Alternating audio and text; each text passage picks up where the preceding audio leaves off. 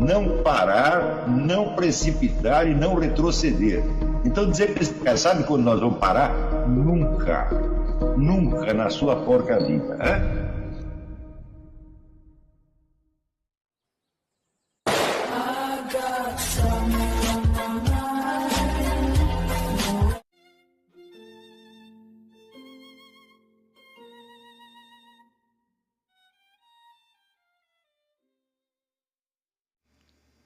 E aí pessoal, tranquilo?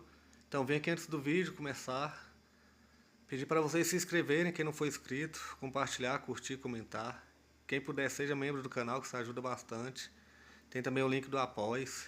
Quem puder ajudar nosso canal e apoiar financeiramente vai ser muito bem-vindo. Mas o mais importante é transmitir o conteúdo e os conhecimentos do professor Olavo de Carvalho para mais e mais brasileiros. Então compartilhe e ajude aí nossa causa. Muito obrigado a todos os membros, apoiadores do canal. Fico muito feliz. Tenho certeza que a gente está no caminho certo. Então fiquem com o vídeo e até mais. Valeu! Quando você faz uma abstração, o primeiro tipo de abstração que você faz, o mais constante, o de uso mais universal, é quando você nomeia um indivíduo pelo nome da sua espécie. Quando você chama, por exemplo, um gato de gato, um abacaxi de abacaxi, uma minhoca de minhoca. Tá certo? Então, note bem, quando você faz isso, você não está chamando o gato pelo nome daquele gato especificamente, tá certo?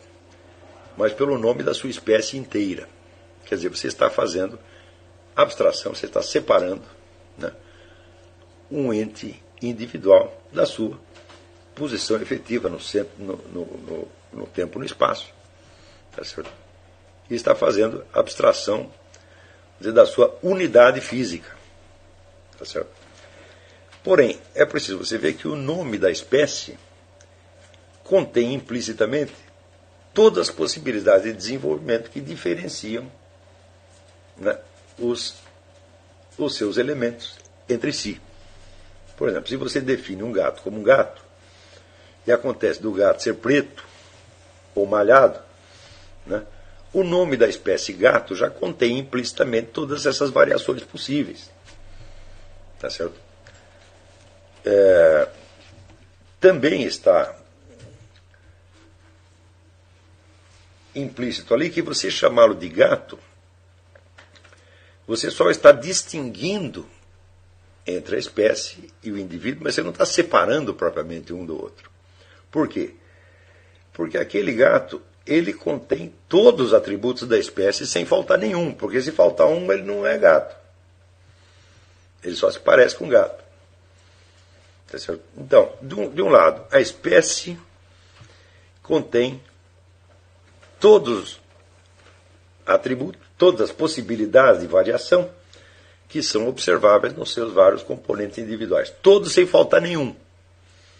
Quer dizer, se acontecer de aparecer um bicho com características que não se enquadram na espécie gato, então ele não é gato. E, por outro lado, o ente individual contém todos os atributos da espécie sem faltar nenhum, porque se faltar um, ele também não é gato. Então, quer dizer que o conceito geral abrange o ente individual. E o ente individual está perfeitamente enquadrado, harmonicamente enquadrado no conceito geral da sua espécie. Então, esse é o tipo de abstração que não vai separar você do conhecimento do dado concreto. Ao contrário. Se você está consciente, vamos dizer, daquilo que define a espécie de modo genérico, e está consciente de que você está diante de um exemplar daquela espécie, tá certo? Então, com mais acuidade ainda, você distinguirá os caracteres individuais, tá certo, que singularizam aquele gato. Tá certo? Justamente porque você sabe que aqueles traços, sendo possíveis dentro da espécie, estando contidos no conjunto de possibilidades que define a espécie, não são necessários à espécie. Então, se existem, por exemplo, gatos de 2 cores e gatos de 3 cores, Tá certo? Então significa que ter duas cores, ter uma cor, duas cores ou três cores, faz parte da espécie gato. A possibilidade disso faz parte da espécie gato. Porém, o fato específico de este gato ter duas ou três cores não faz parte da definição da espécie. A espécie não obriga que ele tenha duas ou que ele tenha três. Tá certo? Então, esse tipo de abstração, que é aquele onde você capta... O que você está captando ali? Você está captando a forma inteligível da espécie por trás da presença física do indivíduo. Tá certo?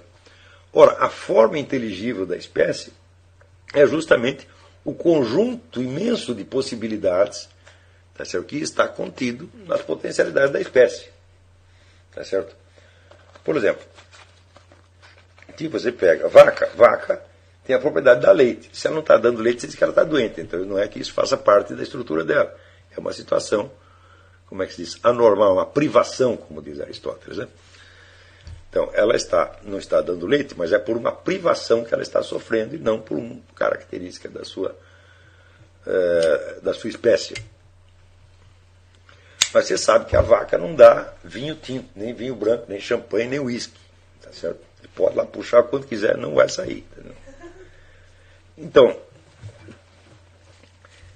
isso quer dizer que este tipo de abstração, que é aquele na qual você capta, através do ente individual, a forma inteligível da sua espécie, esta forma inteligível torna inteligível a própria variação individual que aquele indivíduo manifesta. Quer dizer, você entende que se a vaca é preta ou o gato é malhado, tá certo? É porque isso está nas possibilidades contidas na definição, no conceito geral da espécie. Porém, existe um outro tipo de abstração,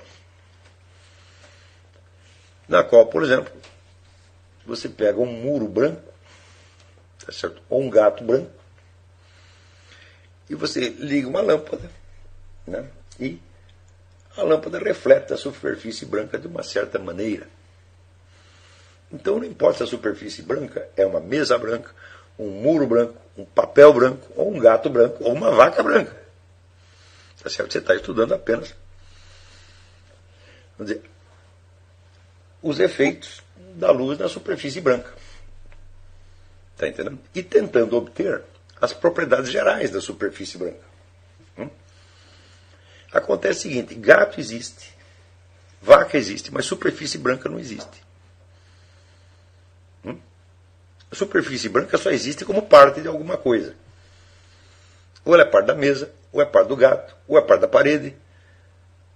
Não existe uma superfície branca em si que saia andando por aí para você observar. Então, nos dois casos, você operou uma abstração. Porém, a primeira abstração é a que capta o quê? A essência de uma substância. O que é a essência? É o conjunto de caracteres que faz que aquela substância individual pertença a uma determinada espécie. Não é isso? Note bem que você faz este mesmo tipo de abstração quando você chama uma pessoa pelo seu nome. Zezinho, Roxane, Leila, Alessandro, Isabela. Né? Você vê essa pessoa em várias épocas diferentes da sua existência. Às vezes você conhece desde que é pequenininha até que cresce. E você está dando sempre o mesmo nome. Você não está dando o nome da espécie. Está dando o nome do indivíduo. A denominação individual também é compatível com todas as mudanças que aquela pessoa passe.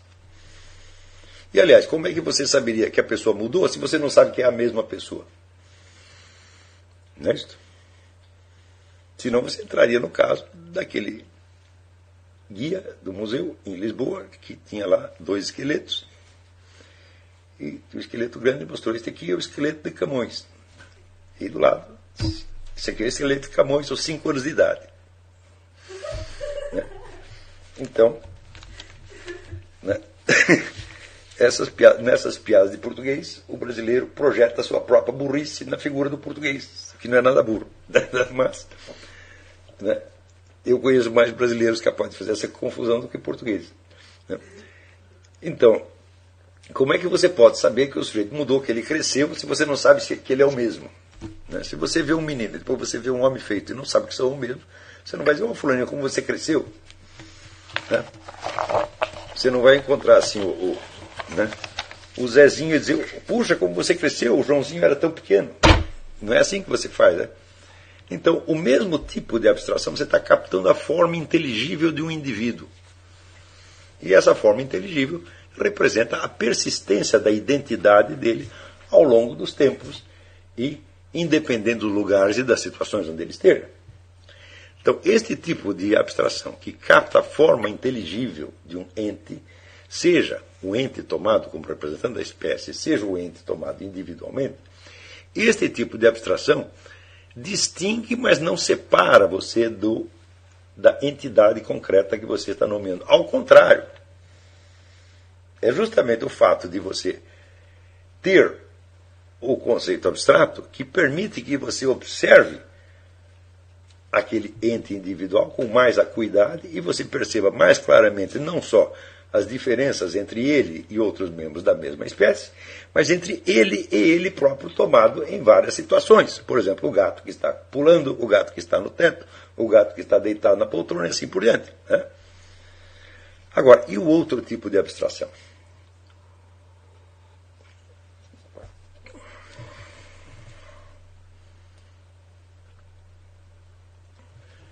No outro tipo de abstração, você separa uma qualidade da sua substância.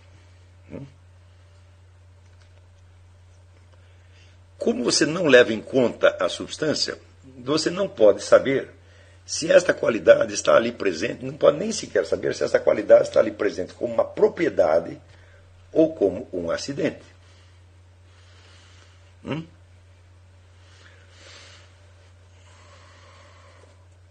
Por exemplo, os muros têm todos alguma altura. Um muro sem altura não é possível.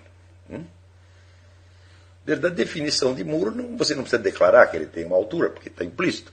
E se está implícito, o que é? É uma propriedade. É algo que não faz parte da definição, mas que se deduz logicamente da definição. Tá certo? Mas que o muro seja branco, preto, marrom, azul, não consta da definição. Então isso aí não consta e não faz parte e não pode ser deduzido. Se eu te dou a definição mais perfeita possível de muro, dela você não vai poder deduzir se tal ou qual muro é branco ou azul.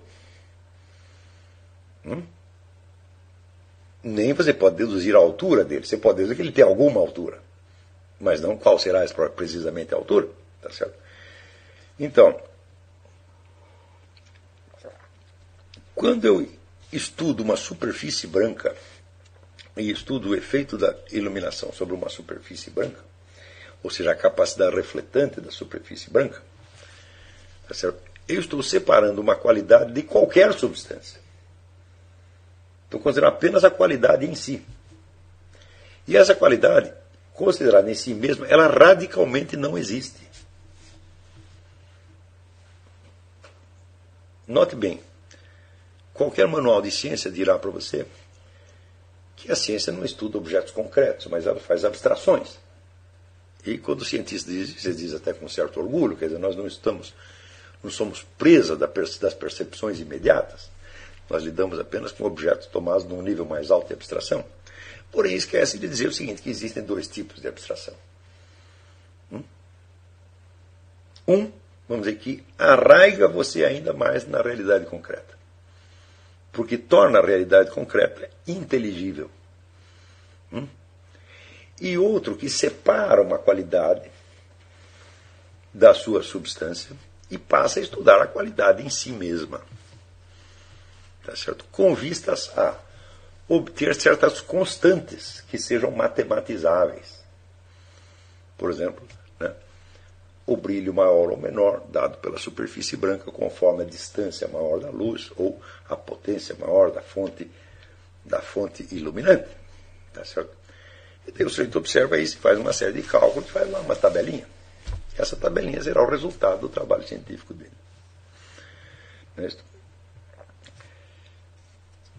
Essas constantes serão, em princípio, independentes de qual seja a substância que está por baixo da superfície branca. E é assim que se procede uniformemente em todas as ciências físicas. Isso é a mesma coisa que dizer. Na verdade, existem vários tipos de abstração, tá certo? Mas eu estou aqui separando apenas dois. Né?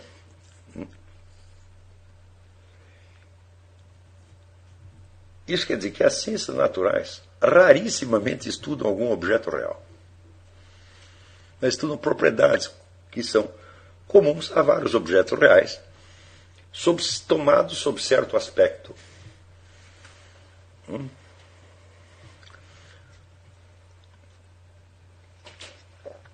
Então, por exemplo, nós sabemos que num corpo animal tem lá moléculas de carbono.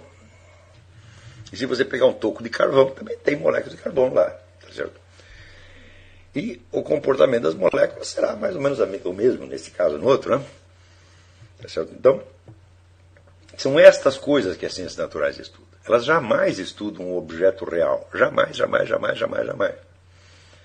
Agora, o fato é que essas constantes observadas e medidas, elas realmente existem. Como é que sabe que elas existem? Porque tantas vezes você fará a repetição das mesmas experiências e vai obter os mesmos resultados. Tá certo? Acontece que existe uma terceira diferença. As ciências também fazem amplo uso de elementos matemáticos inteiramente construídos, que esses não correspondem nem sequer a qualidades isoladas de ente nenhum. Quer dizer, abstrações matemáticas que não existem sob hipótese alguma. Né? Por exemplo, né, o que é a integral de menos b? Eu digo que isso não existe de maneira alguma. Isso é uma construção mental, quer dizer, onde você faz uma proposição hipotética a respeito de uma quantidade imaginária, tá certo? E você vê que os cálculos, deduções que você vai tirar dali não são aleatórias, elas seguem, mas elas têm que ser coerentes com o que foi proposto no começo. Como, por exemplo, se você supõe, digamos, um triângulo, quer dizer, uma figura com 3 lados retos, tá certo? Você vai obter disto que você mesmo postulou uma série de consequências que só são válidas dentro daquilo que você postulou. Quer dizer, foi você mesmo que inventou esse triângulo. Você o pensou como um triângulo. Então, se você continuar pensando coerentemente com aquilo que você postulou no início, você vai tirar lá uma série de propriedades do triângulo. Quer dizer, propriedades imaginárias, tá certo? Porém coerentes com uma postulação igualmente imaginária que você fez no começo. Tá certo? Então, o conjunto do que as ciências naturais sabem sobre o mundo é constituído de armaduras matemáticas construídas ou em torno de outras armaduras matemáticas ou em torno de observações feitas em qualidades isoladas, tá certo? Que não correspondem a nenhum objeto do mundo real. Qual é a possibilidade de que, da soma de todas essas observações feitas em propriedades isoladas, você obtenha um único objeto real? A possibilidade é nula.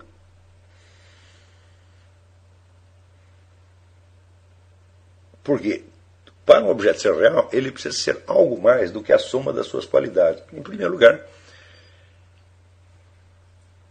se você pegar a soma das propriedades, não basta para definir o objeto, porque o objeto, para existir, eles têm que estar sujeito a uma quantidade de acidentes em número infinito.